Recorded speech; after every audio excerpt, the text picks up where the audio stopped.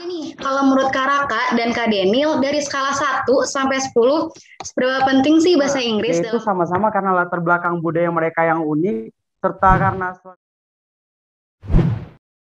sekarang kita mau kemana nih, Dok? Tadi udah ada Kak Raka sama Kak Daniel, sekarang kemana, Dok? Oke, sekarang kita bakal ke kakak kita yang gak kalah seru. Kita bakal bahas mengenai studi independen nih, Vi. Yang sebetulnya aku pribadi ini masih kurang apa ya, masih belum familiar mengenai studi independen ini.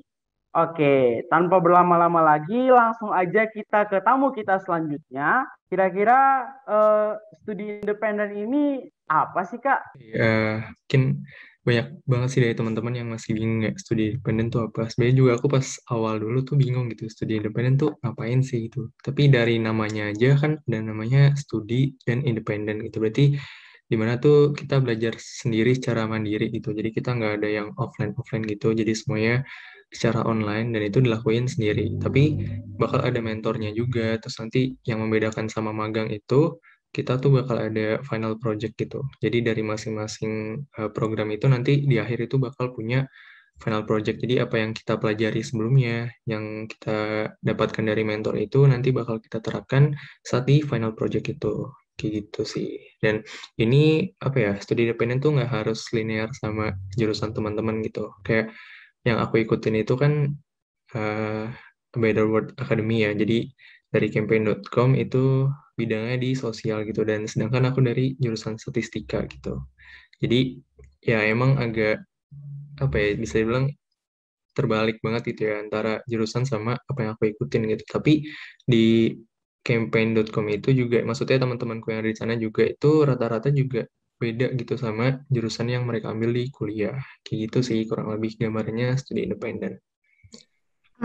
Berarti studi independen itu nggak harus sesuai sama jurusannya ya? Iya, benar banget. Jadi bebas sih, sesuai dengan minat kalian gitu. Soalnya kan pas mau daftar juga ada deskripsinya kan gitu. Kayak misalkan yang aku ikutin nih, apa aja sih kriterianya apa aja kayak gitu. Dan misalkan kan kita MIPA gitu ya, tapi kita emang passionnya misal di coding kayak developer atau misalkan yang kayak aku juga bidang sosial itu juga bisa gitu. Jadi nggak ada syarat khusus untuk teman-teman harus di jurusan A, B, dan seterusnya kayak gitu.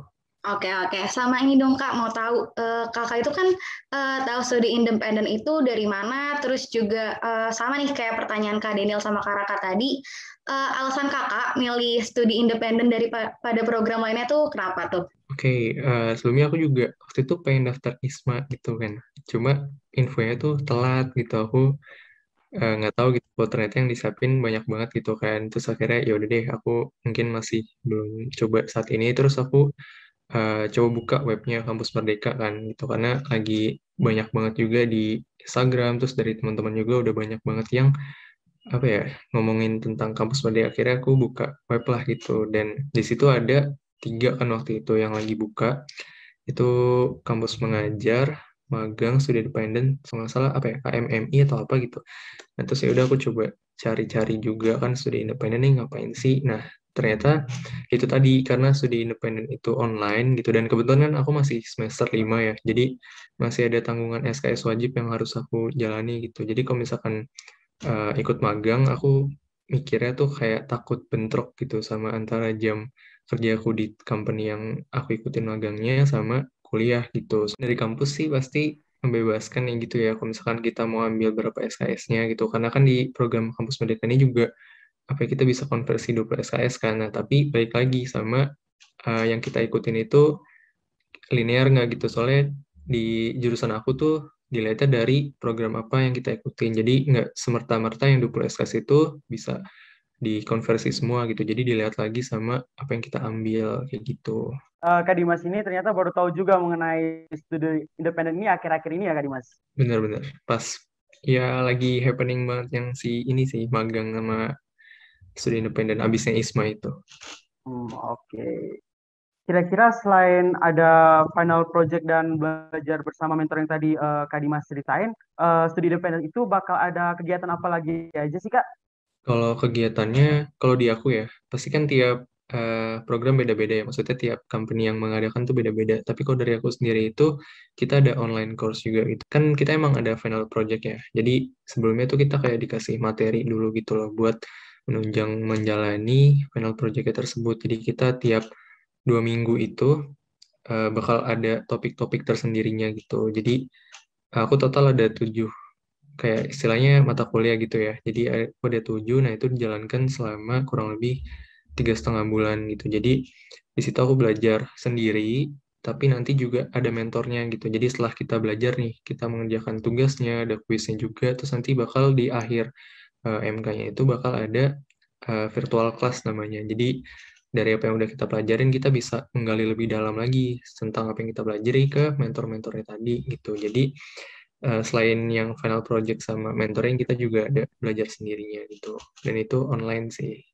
Jadi insya Allah nggak tabrakan banget sama kuliah gitu. Oke, berarti sebenarnya nggak jauh-jauh beda kayak belajar di kelas ya, cuma ini ranahnya ke perusahaan aja kayak gitu nggak sih, Dim? Bener-bener. Jadi kita lebih apa ya belajar itu lebih spesifik gitu loh. Karena kan kalau misalkan kita mau ke developer ya itu mereka udah ya bikin website dan sebagainya. Kalau kayak aku ini kan juga nanti bakal bikin social campaign gitu. Jadi benar-benar belajar yang bakal kita realisasikan di akhir nanti kayak gitu. Oke, oke. Mungkin aku juga mau dengar nih, Dim. Studi independen itu kan banyak ya bagiannya. Dari Dimas sendiri tahu nggak sih ada bagian apa aja di studi independen? Terus kalau boleh tahu Dimas sendiri itu ngambil di bagian apa? Oke, kalau misalkan bagian apa, sebenarnya di studi independen tuh semuanya sama sih. Kita jadi peserta atau student aja. Cuma yang membedakan itu, yaitu tadi program yang kita ambil tuh apa. Kalau misalkan kayak aku tadi kan social campaign ya, seputar dengan dunia-dunia sosial gitu. Jadi kita semuanya di satu di situ. Jadi nggak ada, kalau misalkan di magang kan ada bagian divisinya, misalkan data analyze sendiri, terus yang marketing sendiri kayak gitu-gitu kan. Nah, tapi kalau di studi independen tuh kita semuanya jadi satu, jadi sama dan tergantung sama program yang kita ambil gitu. Itu sih, jadi disesuaikan lagi sama program yang kita ikutin. Oke, aku juga baru paham nih. Ternyata aku mendapat banyak insight baru dari Kak Dimas mengenai studi independen. Ternyata di sini kurang lebih sama aja seperti kuliah biasa ya, di mana kita bakal menjadi peserta yang diberikan materi dan bakal melakukan suatu kegiatan yang bakal dibuat menjadi final project. Itu kan, Dim? Oke, Benar-benar. terima kasih Dimas. Jadi teman-teman udah kejawab kan ya tentang apa itu studi independen, terus studi independen itu bakal ngapain aja, dan semoga buat teman-teman yang mau daftar ikut studi independen ini di kesempatan selanjutnya bisa keterima ya. Amin. Amin, amin. Nah, selanjutnya nih, Dok, selain Kak Daniel, Kak Raka, terus Dimas, ada yang nggak kalah keren nih, Dok. Coba, siapa nih, Dok, yang nggak kalah keren nih, Dok? Wah, selanjutnya kita bakal bicara sama Kakak Ayu, Kakak Aling, dan juga Kak Ijul nih di sini, Kak Fia. Oke. Nah, di pembahasan kali ini kita bakal membahas hal yang gak kalah keren juga, yaitu kita bahas mengenai internship, atau yang biasa kita mahasiswa kenal sebagai magang nih, Kak Fia. Bener banget, Dok. Magang ini tuh lagi gencar-gencarnya nih di mahasiswa semester 5, semester 3. Tanpa banyak basa-basi lagi nih, Dok. Kita mungkin langsung aja nih ke kakak-kakak yang ada di sini. Mungkin Kak Ayu, Kak Aling, sama Kak Izul. Aku mau tanya nih, Kak. Kenapa sih kakak tuh kepikiran gitu buat daftar internship di semester 5, padahal di semester 6, semester 7 tuh bisa? Kenapa tuh, Kak? Oke, makasih banyak Kak Via atas pertanyaannya. Mungkin aku bisa jawab duluan. Kalau dari aku pribadi, aku sendiri menganggap kalau perkuliahan, terutama di UB gitu, aku punya banyak kesempatan. Mulai dari organisasi, lomba, dan lain-lain.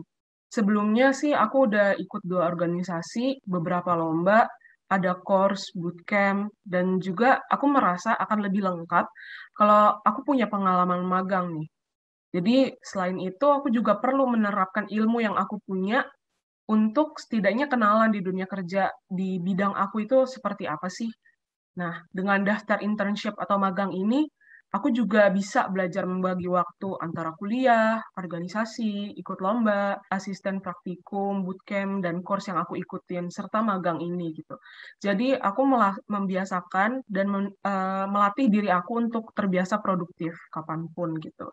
Dan memang aku punya goals untuk setidaknya cari satu kegiatan dan ikutin satu kegiatan setiap liburan semester gitu sih, Kak.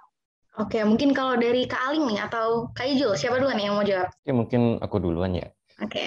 Kalau aku pribadi sih mungkin nggak jauh beda sama Ayu, tapi yang aku pikirin di semester 5 ini, waktu awal-awal semester aku lihat kayaknya semester 5 ini nggak sesibuk semester 4 tuh. Kan semester 4 tuh banyak banget praktikum sama responsinya. Jadi kayaknya menarik juga kalau cari kesibukan di luar kuliah gitu. Dan juga aku pengen cari relasi sih, karena selama ini kepanitiaan itu aku cuma kayak kepanitiaan jurusan, bahkan kepanitiaan fakultas pun aku cuma sekali gitu. Jadi kayaknya cari yang lebih luas ini seru juga, cari pengalaman juga gitu kan. Terus di magangku ini kan nggak kalau sama jurusanku yang jurusan statistik kan aku di bagian kreatif desain kan sangat tidak berhubungan sama sekali. Jadi ini juga bisa jadi ladang aku ngembangin skill gitu sih. Mungkin kalau aku kurang lebih sama kali ya sama Kai sama Kaizul. Tapi kalau aku mikirnya gini sih, karena di semester 5 ini aku butuh exposure yang beda gitu. Karena sebelumnya aku memang udah pernah ikut organisasi, terus kuliah juga gitu-gitu aja, dan mungkin nanti liburan semester 5 ke 6 aku bakal ikut PKL atau magang yang emang selinear sama jurusan aku biologi, kayak gitu. Dan mungkin kayak strict banget ya kalau misalnya kita kuliah tuh kayak gitu-gitu aja gitu loh. Dan emang aku ambilnya juga beda banget, project management sama curriculum development, nothing tulus aja, cari-cari gitu, buat apa ya, menambah pengalaman dan juga dapat exposure yang lebih gitu aja sih. Oke, mungkin yang bisa aku tangkap nih dari Ayu, terus Ijul, sama Aling, teman-teman bertiga ini mau menambah pengalaman yang baru, istilahnya mau keluar dari zona nyaman ya, berorganisasi, terus yang kuliah-kuliah aja, terus juga kalau dari Ayu sendiri nih ada goals gitu. Terus aku mau nanya nih Kak, mungkin cerita dikit ya, aku dulu pernah keterima di suatu perusahaan magang, cuma nggak aku ambil kayak gitu, karena banyak tanggungan-tanggungan yang nanti di semester 5 bakal berat gitu bagi aku. Kalau dari Kak Ayu sama Aling atau Izul, gimana sih cara ngebedain gitu kegiatan yang teman-teman magang sama kuliah atau berorganisasi? Ada nggak sih Kak? Kalau aku sih, karena kan kalau jadwal kuliah kan udah pasti ada tiap hari, ada jam segini sampai jam segini, jam segini sampai jam segini. Terus kalau dari pihak Kampuspedia itu memberi kewajiban untuk 4 jam selama satu hari, dari hari Senin sampai Jumat. Jadi aku udah ngeplot nih, misal di hari Senin aku ada kelas dari jam 7 sampai jam 12 misal. Terus jatah magangku aku ambil di sorenya, misal dari jam 2 sampai jam 6 gitu. Jadi buat sisa-sisanya itu aku buat nugas, buat cari apa ya, buat santai-santai, buat ngegame, buat nonton film itu di luar jam itu. Alhamdulillah selama 1 bulan ini itu bisa dijalani dengan baik sih, dan lebih tertata juga jadinya. Oke, berarti beda ya, di A sama B tuh beda ya jamnya. Kalau di Aling tuh gimana? Oke, jadi mungkin karena aku di sini juga sekampen ya sama Izul di Kampuspedia juga. Dan mungkin aku juga intern di 2 tempat sama dilatih gitu. Rada fleksibel ya, beda juga jam kerja per harinya. Tapi kalau dilatih ID tuh kayak benar-benar kita tuh ditempa untuk bisa menjadi project manager suatu saat nanti. Itu jadi lebih fleksibel aja sih. Meeting-meetingnya juga 2 kali seminggu sama kayak Kampuspedia gitu. Jadi untuk bagi waktunya emang aku tahu prioritas gitu loh. Tapi kalau aku sendiri emang prioritasnya yang pertama kuliah, sisanya entah magang dan juga organisasi. Bagaimanapun sesibuk apapun, kalau ada tugas kuliah ya dikerjain gitu loh. Tapi jangan lupa kalau kamu punya tanggung jawab sebagai seorang intern gitu. Oke, berarti bisa bedain prioritinya ya, yang mana yang harus dikerjakan duluan, terus juga mana yang bisa dikerjakan nanti kayak gitu. Kalau dari Ayu sendiri gimana nih? Ayu kan di HR, apalagi ya? Makasih ya Kak Fia atas pertanyaannya. Kalau dari aku sendiri, cara aku membagi waktu yang padat, memang sebelumnya aku terbiasa sama waktu yang padat. Jadi kalau misalnya ada pekerjaan atau salah satu pekerjaan, rasanya pengen menyelesaikan itu gitu. Nah, cara aku bagi waktu yang padat ini, dari semua jadwal aku dalam seminggu, itu aku buat timeline. Kalau misalnya di ruang HR itu dikasih kewajiban untuk menuntaskan misalnya apply berapa dalam seminggu, atau wajib mengerjakan berapa jam dalam seminggu. Sama aja kayak gitu. Terus kalau misalnya jadwal kuliah kan biasanya ada yang bolong-bolong tuh. Nah, di tengah-tengah itu bisa aku isi kalau misalnya lagi pengen nge-apply kerjaan, kayak gitu. Sedikit tips dari aku buat teman-teman yang ingin produktif, bisa pakai dan pelajarin app Notion. Teman-teman cari aja app Notion itu app produktivitas, kalian bisa bikin task di situ, bisa bikin catatan juga, dan tools-nya pokoknya banyak banget. Bisa memudahkan kalian menentukan mana prioritas kalian dan apa yang harus dikerjakan selanjutnya. Kalau dari aku sih gitu. Oke, berarti magang ini bisa jadi salah satu hal teman-teman mengisi waktu luang ya. Kalau misalnya di kuliah kan emang nggak selalu jamnya sama kayak gitu kan. Jadi ada waktu kosong bisa dijadikan sebuah productivity kayak gitu. Mungkin tadi aku mulu nih yang nanya, Kak Edo tuh dari tadi udah, Vivi aku mau nanya, kayak gitu katanya tadi. Gimana Edo mau nanya apa? Boleh deh Do, gantian kita. Oke, Vi. Ini aku udah penasaran banget nih dari tadi mana ini. Nah, kan kita tahu nih kalau mau magang tuh proses atau tahapan buat kita bisa masuk ke perusahaan itu nggak gampang kan. Nah, kira-kira Kak Ijul, Kak Ayu sama Kak Aling ini bisa diceritain nggak kemarin kakak udah ngelewatin tahapan-tahapan apa aja sehingga bisa mengikuti program magang di perusahaan kakak. Dan mungkin bisa juga dikasih nih tips tipis-tipis kepada penonton-penonton yang mungkin sekiranya ingin mendaftar untuk mengikuti kegiatan magang ini. Mungkin karena tadi Kak Ayu sama Kak Ijul udah duluan ya, mungkin bisa ke Kak Aling dulu nih. Silahkan Kak Aling. Oke, thank you Edo. Jadi mungkin tahapannya kali ya. Oke. Ya seperti tahapan-tahapan yang pada umumnya pasti kita melewati yang namanya seleksi berkas. Setelah seleksi berkas lolos, mungkin kita bisa langsung ke tahap psikotes gitu, atau mungkin ya tes kompetensi dasar lah. Di tiap company beda-beda mungkin ya penyebutannya kayak gitu.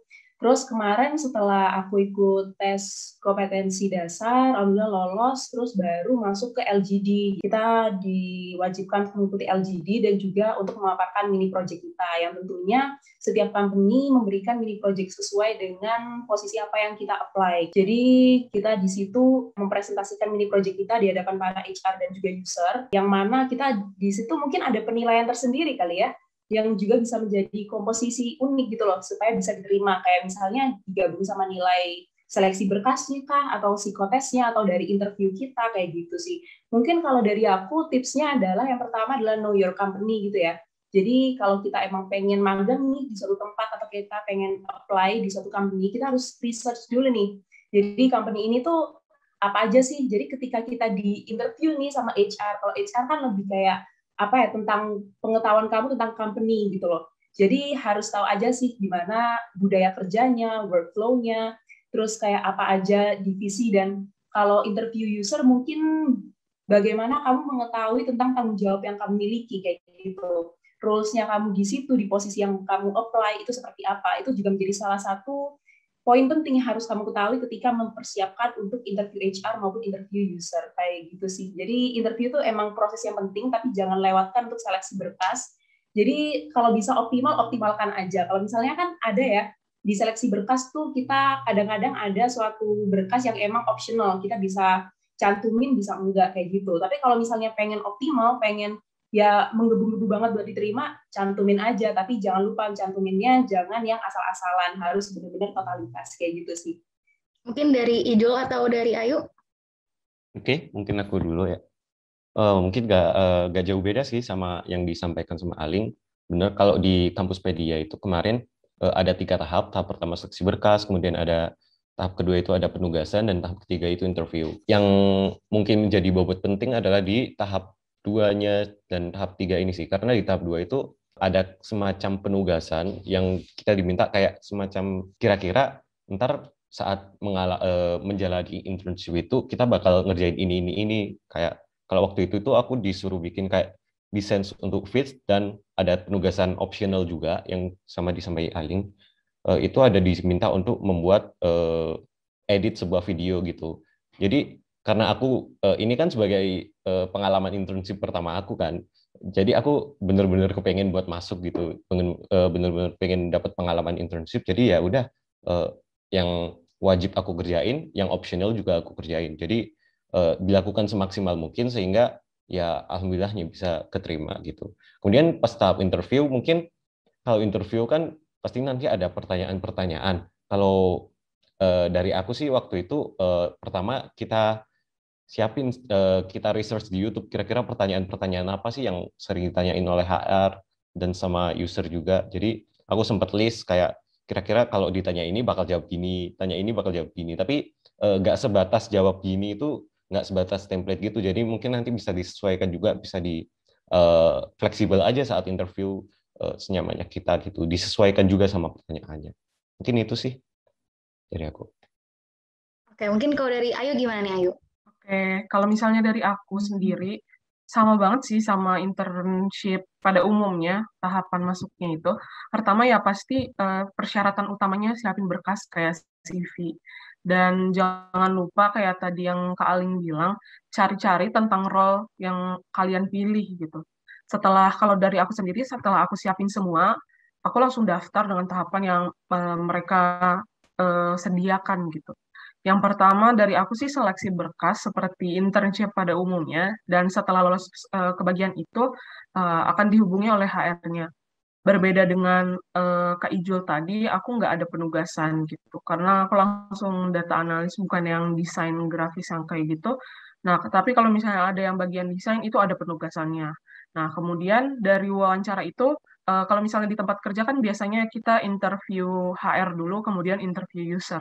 Nah, pada tahap aku wawancara kemarin itu, interview HR sama interview usernya itu digabungkan. Jadi, agak panjang gitu interviewnya.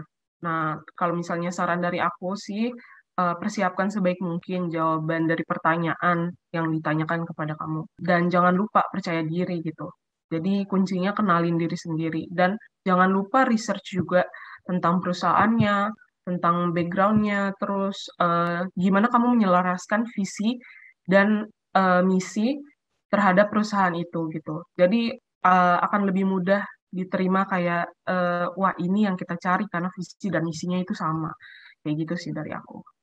Oke, berarti lebih ke ini ya, sebelum kita mau join gitu ya, sebelum kita mau join, disiapin dulu kayak cari dulu nih perusahaannya tuh bergerak di bidang mana atau tujuannya tuh apa, terus juga kita kalau misalnya mau interview itu kan kelebihannya itu harus mungkin ditonjolin ya dengan kekurangan-kekurangan yang diminimalisir atau sudah ada solusinya seperti itu kan. Mesti nyambung ya ke tahap rekrutmennya itu, kan tadi Kak Ayu itu ngomong mengenai CV. Di CV itu kan banyak jenis ya, jenis atau tipenya. Itu berpengaruh nggak sih ke teman-teman itu apply di perusahaan yang teman-teman tuju? Terus mau nanya juga nih, kan di sini teman-teman itu udah banyak ya berorganisasi dan juga melakukan kegiatan atau kepanitiaan di universitas atau jurusannya masing-masing. Dan itu juga sebelum kita masuk kepanitiaan itu atau organisasi itu ada interviewnya sendiri. Kira-kira interview di organisasi yang di kampus sama interview di perusahaan luar yang teman-teman internkan itu sama atau beda feelingnya?